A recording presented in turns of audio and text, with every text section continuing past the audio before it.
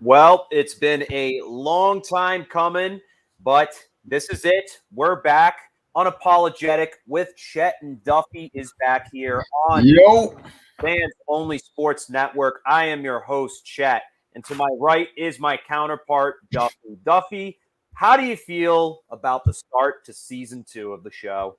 season 2 of the show, man. I'm really excited for this. We've been going off this for a while, but a little month absence from us. We had to take a little summer break. Pretty dry news around the leagues that we love the most, mostly the NFL. But I'm most excited just to be back on this show, making content with you on these Wednesdays. A little early show today too, pretty exciting. And for football season, man, my excitement for that it just can't wait, man. Yeah. Next Thursday cannot come soon enough. Absolutely. I mean, next Thursday night is kickoff in the NFL, and Dallas will be taking on Tampa Bay in Tampa. That'll be a huge game as the Super Bowl champs will take on Dak Prescott, who missed a majority of season last year after breaking his leg.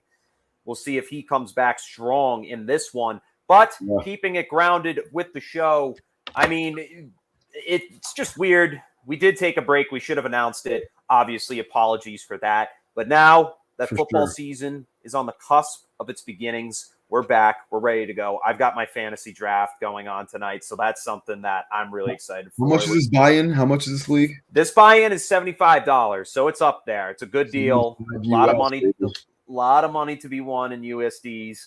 So we'll see what happens. I mean, it's auction, so I mean a little more stakes in terms of with your picks. And the draft also lasts around 2.5 to 3 hours. Auction drafts are tough, man. That's a long draft. It is a long draft, but it's so much fun because honestly, my plans always change mid-draft, especially with like who my first pick's going to be. Because half the time I get outbid for the guy I want, so then I have to settle. Well, I shouldn't say I settle. I still go for the guy I want, but it's definitely a little bit less than what I had hoped for, but it still works out. Playoff consistency right here. You're looking at a playoff consistent team here, not a Super Bowl champion yet. Me neither. That's me in my league too, man. Playoffs every year, but I'm still ringless. This is not the championship ring. Sorry, this camera's messed with me because my hand really is on this side. You can't even tell, but anyways. Knock on some wood for me and Chet. Both get some fantasy football hardware this season. Yeah, trying to get in the Fantasy Football Hall of Fame, obviously, within the friend group and keep the trash talk going live, especially tonight when we're taking each other's players. I mean, that's going to be funny. It's going to cause some pandemonium, but nonetheless, we will have for the show. We will definitely have a lot of fantasy football coverage going on as the season goes on. Obviously, last year we kind of got in the late weeks. Now we're going to be with you covering the league throughout every single week. And step by step, we'll take you through it all, starting with what just happened yesterday in New England. Cam Newton, the number 1 overall pick from 2011, released by the New England Patriots yesterday in a stunning move. Bill Belichick, about a month ago, when press was coming up to him, asking him who the starter was going to be. My man Bill stood up tall and said, it's going to be Cam. Cam will be our starter unless somebody else steps up to the plate. And you know who did? Mac Jones here. This guy stepped up in a big way in his debut with the New England Patriots in preseason. We saw him finish at 36 for 52, 389 passing yards, 1 touchdown, and no interceptions, playing 107 snaps in the preseason. He looked good very balanced from what I saw out of him, Duffy. What's your analysis? Yeah, Mac looked really good all preseason. I think Cam looked solid too. He really looked solid in that first half against the Eagles in week 2 of the preseason, Cam. But fortunately for Cam, I guess, Mac just outperformed him. And the eye test could really tell. I think like every drive that Mac Jones, led this preseason, resulted in a scoring drive, or most of them at least. I mean, watching that Eagles game week 2, I think he took the Patriots down the field for like 4 or 5 straight scoring drives over a couple quarters. This guy has it. I think he has it, man. And sure, I'm some biased Pats fan a little bit. I want him to succeed as much as I want to see Tom Brady succeed. But he reminds me a lot of Brady, and early on in his career at least, because I think this season. And just reading those stats that you said, Chris, one that really pops out in my mind is, 52 passing attempts and only 1 touchdown pass. And not saying that's bad, but obviously it could be better. But that's we're going to see a lot of this season. I think we're going to see a lot of Mac Jones passing the ball on third downs. And we're going to have the mentality this season. We're going to pass to set up the run. We're going to be doing all these long drives down the field with Mac Jones, run the ball a lot because we do have a really deep running back room this season. We saw Ramondre Stevenson pop off this preseason too. And this team's looking good. And I think Mac is in a way better position than Cam was last year in terms of personnel on the offense. Way better receiving core, way better running backs, better offensive line this year too, despite losing Joe Tooney, I believe it was. The offensive line is still, I think, top 5 to top 10 in the entire league. Mac has all the tools to succeed right now. You're going from Nick Saban to Bill Belichick. You're obviously a smart kid. And, Mac looks like he's making the right decisions on and off the field, man, because he looked really sharp this preseason. And he had some deep balls, too, that were dropped. Don't forget that. And honestly, I liked what I saw from this preseason a lot. And arguably it was better than anything I saw from Cam Newton in the regular season last year. So I'm excited for this chapter. I'm going to wish Cam the best of luck, obviously, because he was here for the last, year and change. Led us to an incredible 7 regular season victories last year. Pretty awesome. He's going to be in the Patriots Hall of Fame one day. Psych. Yeah, good one. We can stop pretending to like this dude now. Yeah, exactly. Now, I mean, obviously, it's taken me some time to kind of realize because let's just rip them apart right now. Yeah, I mean, I guess this is where we can all officially sit down and just talk shit about Cam Newton because at the end of the day, sure, I was optimist. I was an optimist with Cam Newton. Oh yeah, I'll sit here and say that, I wasn't jumping up and down for the guy, but at the same time, I got to admit there were moments where I was like, oh, I want to see this guy do good. And that's why I wanted to speak positively about the dude. But at the same time, there's just too much negativity. And there's too much of people who are telling me, man, stop. You're literally burning yourself with fire for liking this guy. It's literally just holding my hand over a hot flame here. And Cam, if you look at his statistics last season, they're not up to par from 2020. 2,657 passing yards. That's 24th in the league. 8 touchdowns, 33rd in the league. 10 interceptions. Obviously, it's 10 interceptions. That's not many. But 8 to 10 ratio, horrible. It's still negative.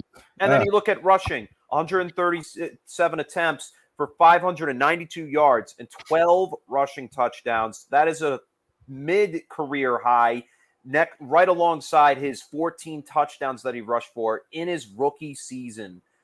But at the end of the day, Cam, week to week, was so inconsistent. He had games that he did well in, but in those games, it was games against teams like the Jets and the Chargers. And obviously, that's literally the only 2 games I can think of off the top of my head because this guy proved he's not the man to lead this offense.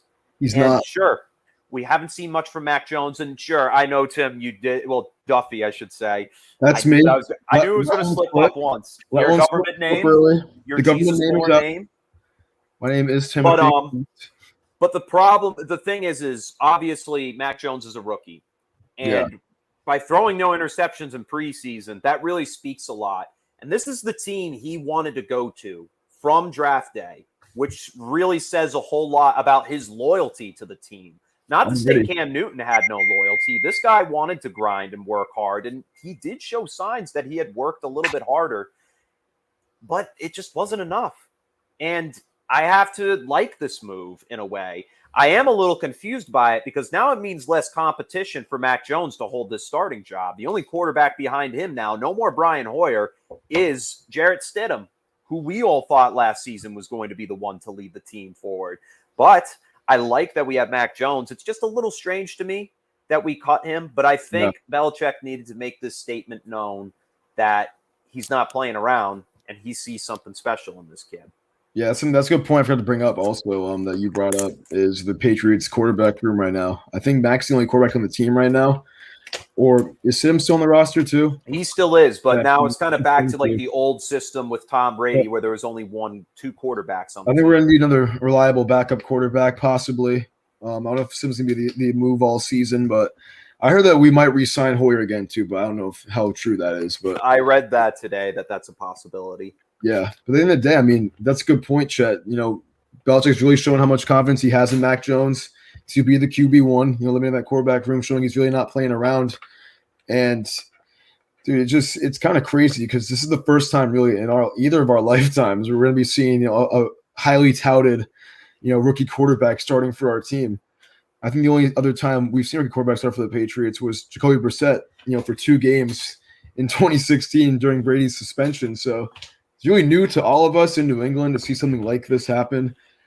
And I'm looking forward to it a lot because, looking at him play this preseason, I think he stacks up in the top 3 quarterbacks at the moment. Him, Trevor Lawrence, and Zach Wilson all really impressed me this preseason and show what they can do. I think there's going to be the 3 that are going to end up starting week 1 anyways. So, dude, this is just really exciting for Mac and see what he can do. I'm expecting to see a lot of lower scoring games this year from the Pats. I think we're going to go into a lot of games with the mindset. Hey, let's hold on to the ball. Let's chew the clock. Let's take some long, meticulous drives down the field and punch it in. And I think Mac Jones, from what we've seen this preseason, albeit it was against a couple of bad defenses in Philadelphia and the New York Giants, but he can do that. He can really go out there and do that. He can manage the game, kind of like any young rookie quarterback can. And honestly, there's no doubt in my mind this is still a playoff team. This is still one of the best defense in the league. It's top 10 defense in the league, top 5 arguably. Sure, Stephon Gilmore is out for the first 6 games of the season, but this is a really good football team. I'm feeling really good about this team. Way more improved than last year. And Mac Jones, if he can just go out here, man, I think he's going to throw around somewhere around 17 to 20 touchdown passes and just do his job. They're not going to ask too much from him, obviously, because he's a rookie quarterback. So if he can just manage the game, do his job, throw 1 or 2 touchdown passes a game, I think we're going to be really good this season. Yeah, I have to agree. I mean, there's probably going to be plenty of times we're going to see Damian Harris and this running back committee take over and just pound that football right up the hole in terms of running. I think we're going to see a lot of running. Sleeper this season, Damian Harris. Go draft him if you have not drafted yet. Absolutely. Pick. I think he's gonna go off this year because we saw a lot from him last year. And you get him for $6 in the 11th round tonight. I don't know about that. He might be worth at least like $10, which is pretty rough if you dump a lot of your cap into all these really good guys. Pretty rough, but I think he could be a solid RB2 for a fantasy team. Potentially.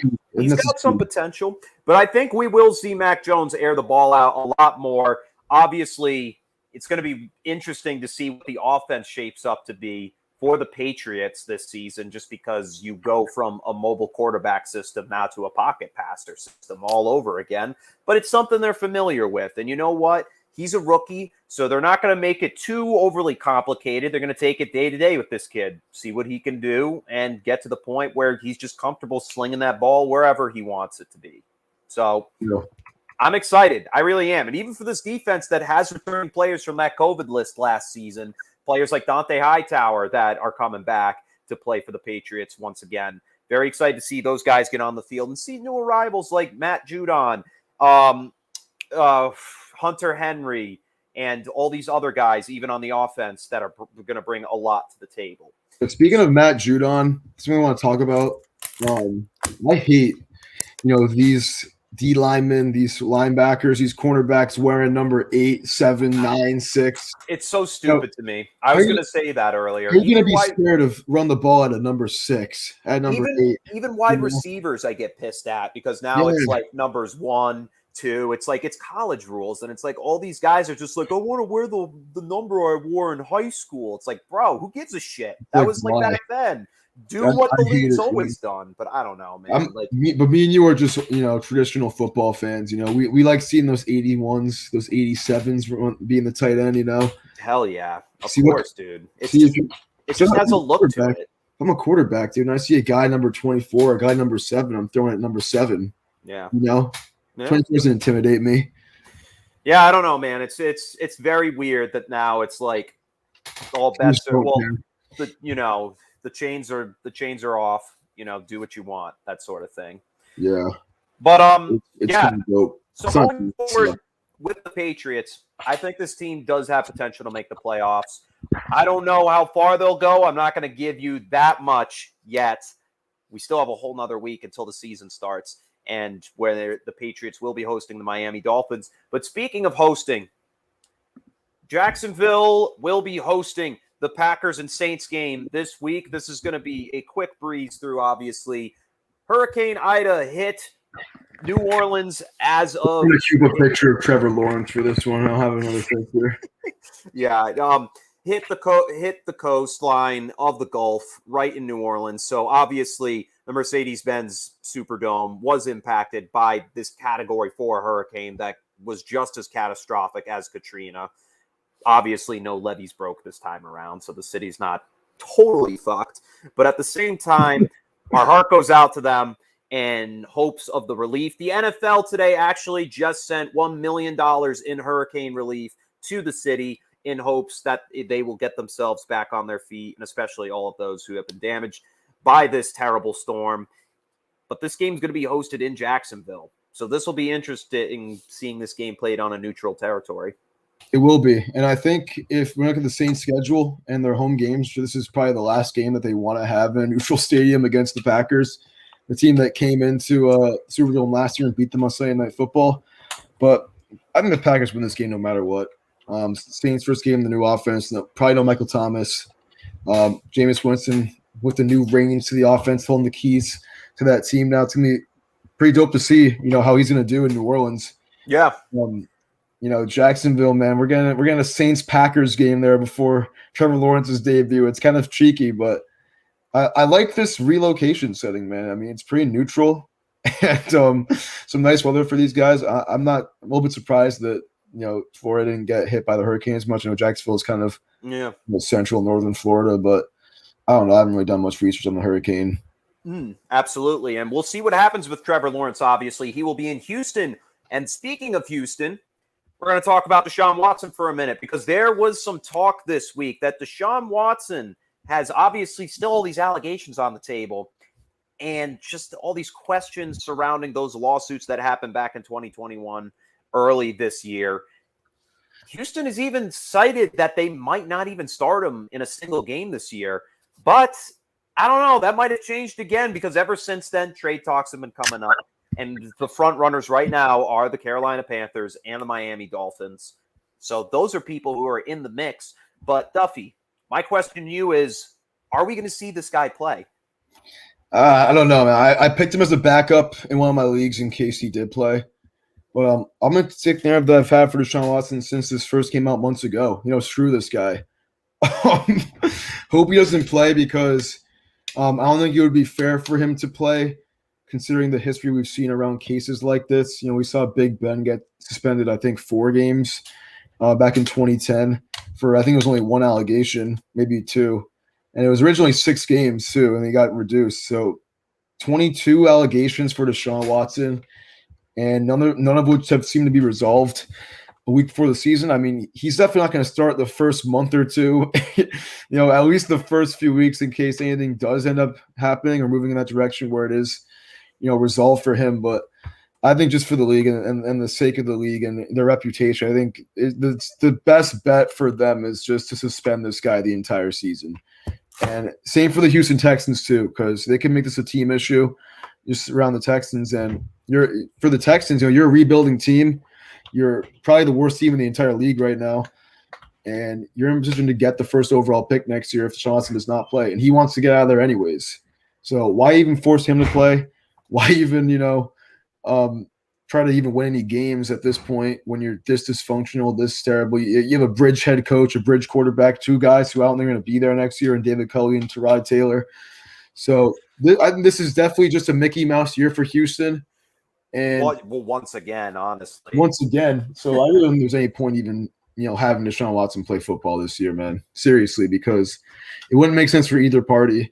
And for the league especially, because they should see and suspend this dude because 22 allegations, at least you're telling me not at least 10 of them are true a little bit. Yeah. There's no way that all these women are just money hungry capping. Like that's trending in the IG comments nowadays.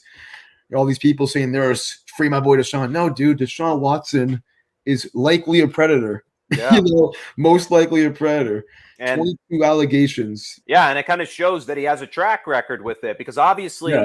it started out at like 12, then all of a sudden 14 or 16, then 2 dropped out. But now we have 22, and none of them are backing off. So it's like at this point, it's like, man, it has to be true. Like there's got to be some weight to this.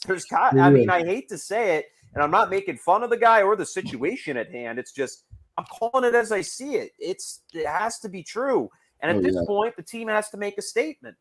And I think that statement might be either we trade the guy or we just don't play him and we bench him for the year because he needs to be disciplined for this. Like that's not, or even just cut him, honestly, because. Which they could, They absolutely I don't think they will because they have to pay him a lot of money because he did sign that huge contract last year. Yeah. And some team is going to trade for him, I think. I think so too. Once this is heading in like a slightly better direction, some team's going to jump on this. And for me, this pick right now for the team that's going to make a jump on him and acquire him, I think it might be the Miami Dolphins, to be honest. I hate to say it, but I mean, the word on the street is Miami, even though like the trade talks were hot, they've gone cold now recently, but I believe it was the GM or the owner of the Dolphins was saying it's going to take time, that we're not going to just pull the trigger on a deal like this. Because think about it. This is like a generational player right here. This is a guy who, ever since he came to the league, has just elevated each season. You look at his passing percentage from 2017 till 2021, 61% in 17, 18, 68, back down to 67 in 2019, but then 2020, 70%, with a career high of 4,823 passing yards, 33 touchdowns, and 7 interceptions. Led the league in passing yards too, I might add. So this guy has shown, even with the talent he had and how shit of a team he was given, he was still able to increase his own stats and become a better player as time goes on. That's only 4 seasons in. So this guy, he's worth a lot. And sure, the Houston Texans have all the power of what they can really do with him in this situation, but time is money, and he knows that. And he also knows what he's worth. So there's a lot at stake here in terms of what Deshaun Watson has to offer and what the Houston Texans have to offer. Yeah. And if Miami trades for him, I don't really know what they'll give up, but I guess Tua and some other shit. It's going to screw Tua Tagovailoa for a while because either he's going there, and there's even talk that this trade might not even happen until the deadline, which is in week 8. Yeah. It honestly can't happen until they know what the hell's going with Deshaun Watson anyways. Yeah. And no one knows what's good with him. And I don't know if you saw this video on Instagram or YouTube or whatever, or maybe even the television, but did you see the NFL Top 100 video for Deshaun Watson this year? No, I didn't. He was number 18 on the list, and they made his video like 1:40, and they had no one talk about him. you know they always have players talk and stuff. Guy was like, "Oh yeah, man, that guy's my homie." Dude, no one talked about him, bro. They just were like, Deshaun Watson's talent. Obviously, I'm exaggerating. They're like, yeah, that's my homie. Free Deshaun, yeah. But no, but no, it's like, obviously I can see why that they're going to make a statement towards him too. Yeah. And it makes sense. But like, I do like that in the top 100, how they're always like, oh, this guy's so shifty. And it's kind of cool that they give a list to every player in the league. And like, that's how they do. Yeah. The list itself. That's what's so about it, man. Because game respects game. Some guys are probably too high. Some guys are really underrated too. Yeah. So the list was kind of shit this year, honestly. Honestly, as years have gone on, it's gotten less exciting for me. I haven't really watched it in a few years. Who's number 1? Mahomes. Where was Brady? 7. Okay. It was Mahomes, then Aaron Donald, then Aaron Rodgers, and then Henry, and then Kelsey. Henry, as in Derrick Henry? Yeah, and then Devontae Adams. No, fucking Hunter Henry was the 4th best player in the league. You hear that, guys? Hunter Henry is the GOAT. He's better than Travis Kelce, or just as good. Yeah, or Johnny Smims. Yeah, dude, Deshaun Watson, I mean, they said in the video, they were like, Deshaun Watson's talents on the field are certainly unquestioned, but everything else off the field is certainly questionable or something. It was so cringy. But Oh, yeah, Jesus. suspend this dude. Seriously. Yeah. It doesn't. There's no way in hell he starts week 1. No way in hell. We're definitely going to see Tyrod Taylor starting. If this team starts him, cool. the league needs to take some action because it feels like there has been no discipline passed down whatsoever. It's just been Deshaun Watson crying. Does he even go to practice? I think he's been able to go to practice or anything, bro. No, I don't think so either. But this opens up the question too, if the Texans go into the season with just Rod Taylor and Davis Mills on their QB depth chart, maybe Cam Newton goes to Houston. Maybe. I mean, obviously Dallas has been looking at him too as a backup. Yeah, because Dallas did cut both of their backups yesterday morning. Which around is the pretty same funny. time Cam got cut. Yeah, so they're probably going to make a push to get him Cam's as a going to backup. Texas, man. He's going to go to Texas, sign a better deal, no income tax in the state of Texas. My boy's going to be living lavish. He's going to be doing nice. We're going to be praying for Cam. He won't even need that many prayers, man. He's going to be living nice. Yeah, we'll see, man. We'll see. I can't wait. I can unfollow him now and not see his shit with all these stupid letters. All these letters, bro. I was kind of forced to like Cam before he was a Pat too, and now how are you forced? No, sorry. When he became a Pat, I mean, before he became a Pat, I didn't fuck with him at all, really. Yeah, he was a tough guy to like if you weren't like a hype beast. Yeah, and if you like the whole dab bullshit that kind of went on, bullshit, and being envious of that, 14-0 season or start that he had, the MVP, because if you remember that year, Brady was winning that race for most of it, and Cam came out and stole it from him, going like 15-1. But and then in the Super Bowl, he didn't jump on his own fumble like a jerk. Yeah, what the hell, man? Way to be a team player. Just let your team lose. Way to just lose your team the Super Bowl. He was just too scared of Von Miller. What a chooch. Yep, that's a chooch right there. We're looking at him right now. All right. Final segment here of the show tonight. We're going to quickly go through week 1 and give our early picks. Next week, this will start me and Duffy's competition of picking and getting our locks and upsets in. And from then on, we've been doing this. This is our 3rd year doing it now, actually. Yes, it is. And Chet beat me 2 years ago, but last year I don't even know if you beat me. You might have. I don't remember. We definitely kept track of it. I don't know how. We have to look back. Somehow. Picture of AB, because I didn't get a picture of anything for this. Yeah. So let's put AB on the screen for the first game of the season. Yeah. So I'll start us off tonight here with Dallas at Tampa Bay. Obviously, you got Dak Prescott coming off his injury that ended his season last year. That was very scary and obviously upsetting to me because that was my fantasy quarterback. But at the end of the day, I have to go with the Super Bowl champs. I think there's no way that you can really go against these guys, especially since they're in Tampa. They're playing a Dallas Cowboys defense that is just utter garbage. You're looking at the same Super Bowl team you saw play last year. I just think that, and honestly, I don't have much I don't hold Ezekiel Elliott as highly as I used to. I don't think he's I don't think he's in the top 5 anymore. And it's a tough way to start the season too for him in Tampa Bay against a really good run defense. Also, so I take the Bucs. Duffy, let's hear your next pick. But we'll see about the Cowboys. I feel like if there's any games which the Bucs get upset this season, this is definitely one to look at. The Cowboys could drop 400 yards of offense, 500 yards of offense. You never know. But I'll take the Bucs also. And week 1, early afternoon games, my boy Will Reyes is actually going to this game in Indianapolis. Seattle versus the Colts. Carson Wentz's status, I think, still in question. He got injured a couple weeks ago. But I think he will be good to play. He's been at practice recently. Which was interesting because for a while, everybody was like, well, that's it. That Carson Wentz is done. Because it said 5 to 12 weeks at first. That was scary. This guy must have grinded to come back, though. Jesus. He must have. I'm taking the Seahawks on the road though. Yeah. Week 1, because his status is in question, and Russell Wilson in week 1 has been very good in recent years. I think they've won several in a row opening season matchups. And I expect the Seahawks, man. I think they're gonna be worse than they were last year, honestly. But I think this is a game in which they snag early on in the season. Absolutely. Another game to look at. This one will be exciting. Arizona at Tennessee. We see Julio Jones and AJ Green suit up in new uniforms.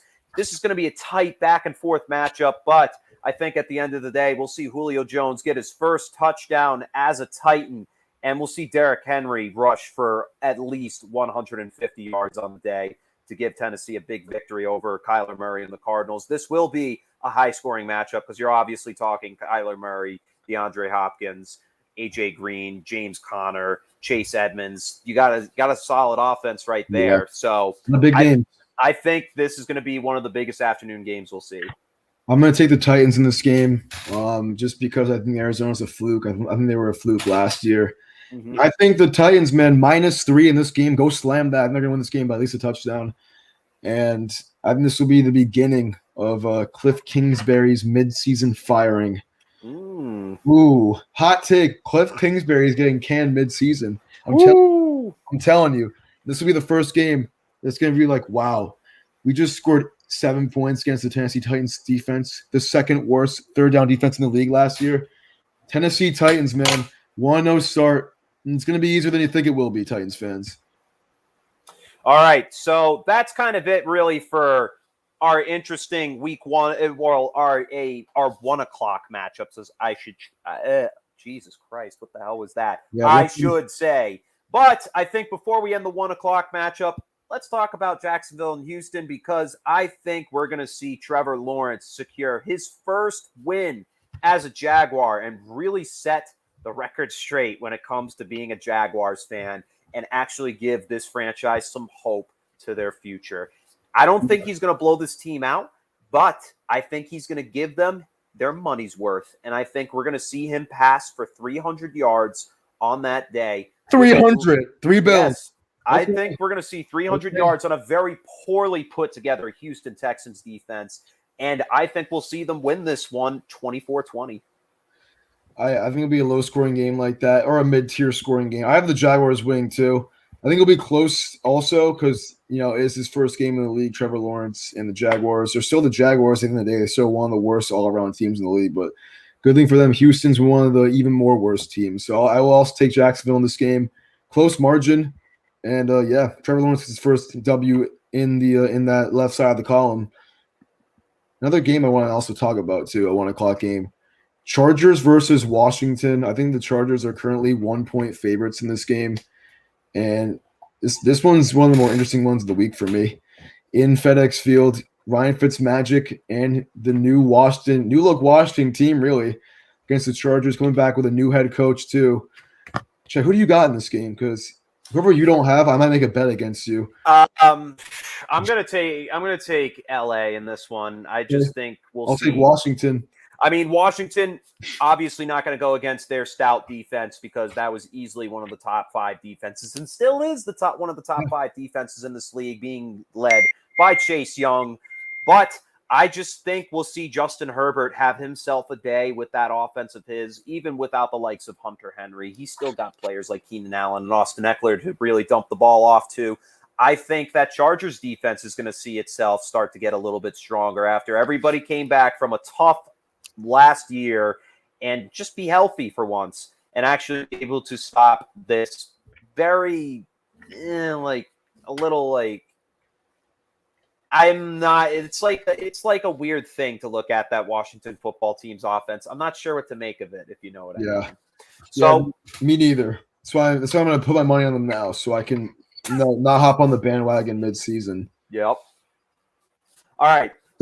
So now to look at this 425 game, we're almost wrapped up here. We're going to go off for one 425 game, and I think the one that we have to talk about right now easily has to be Cleveland at Kansas City. This was the AFC divisional round game that nearly sent the Cleveland Browns to the AFC Championship game and nearly the Super Bowl. Without Patrick Mahomes for this game, the Chiefs managed to stay grounded just enough to come back and beat the Cleveland Browns. And I got to say, in this one, it's going to be tough for me to put my money against the Chiefs because Patrick Mahomes, I think he's hungry for blood this year. I think he wants to get back to that Super Bowl so badly after being absolutely embarrassed last February. I think that was just an utter domination by the Tampa Bay Buccaneers.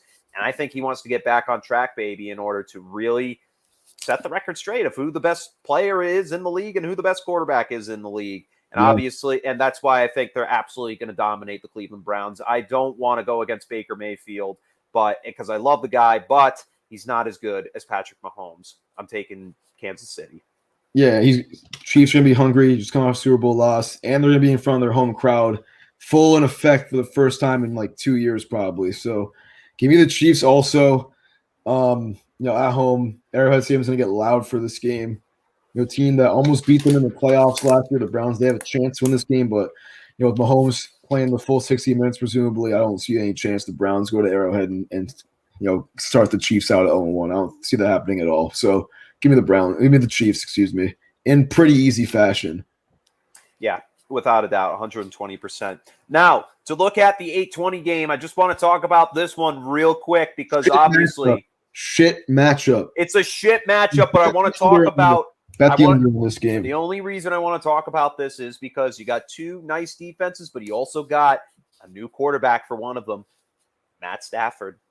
And I guess the other team too. Two new quarterbacks, two new look teams in the Rams and Bears on Sunday Night Football. I don't know why they did this to us as the opening matchup of the season on Sunday Night Football. I'm just excited to see Matt Stafford take the helm of the Rams. Matt Stafford versus Andy Dalton. Because I think Dalton will start week 1. And hey, we might actually get to see Sony Michel run the ball a little bit. You're right. We might. Maybe. With give me the Rams easily in that one though, and slam the under because I was talking about this with Ben last night on our other podcast, TJ and B. I was telling him like, dude, the Bears could go into this game and score like 3 points, 6 points. They could realistically go in this game and not get in the end zone once, or even sniff it. Especially if Justin Fields starts his first game against Aaron Donald and that Rams defense. Yeah, and I don't think new system against Aaron Donald and the Rams defense. I think we could potentially see a blowout, but I think we could see one of those games where the score ends up being like 24-10 or 3. Yeah. That's the type of matchup I see in this one. Yeah. The last 3 years, these teams have played on primetime every year, and they've scored under 40 points every time. Yeah. It's probably under. It's at 44.5. Yeah. Definitely hit the under on this one. This is just a game where I don't see it going that far.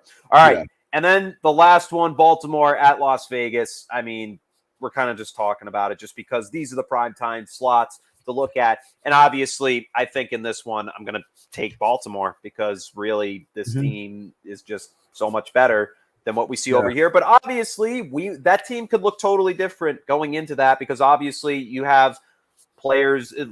I'm pretty sure that entire wide receiver core, except for Mark Andrews right now, has an injury designation. Yeah, they're a little bit banged up, the whole team.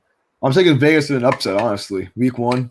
This is a team that beat the Saints on Monday Night Football in September last year. This is a very good September football team, the Raiders. They have been the last few years. Yeah. And, dude, honestly, I'm feeling upset. I'm just sniffing one right now from this team. They're at home, too. I believe it's in Vegas. They're going to have the Allegiant Stadium all nice and packed for the first time ever, man. And I'm sitting a little upset here. Yeah, in Vegas. Give me the Raiders week 1 against the Ravens. Yeah, you're really sniffing out for Kenyon Drake here. Kenyon Josh, he'll get a couple touches in the red zone and just run right into his O-line, so it's cool. Yep, we'll see. He'll run right through a non-gaping hole. Kenyon Josh. Kenyon Joshin right there. Kenyon Joshin, baby. But those are some of our preview looks here for week 1. Next week, we will go into our locks and upsets. That is one of our biggest segments here all season long. Be ready for that. That'll be something fun. Hopefully more to return as time goes on. But just wanted to end off the show by saying thank you all for tuning in last season. This season obviously is going to go on for a lot more longer. We may have a break here and there, but it will be we will be more transparent. Last year, obviously, we were starting off, so we're still trying to feel the show out. At this point, it feels pretty rock solid and concrete of what to bring going forward. And that's just bringing you guys sports talk day to day, especially football, baby, because that's what we live for. We're excited.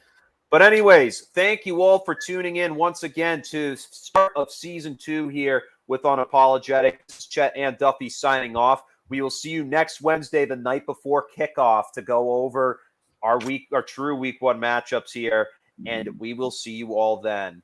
Have a good night. Peace out and go Pats. Pats. Peace.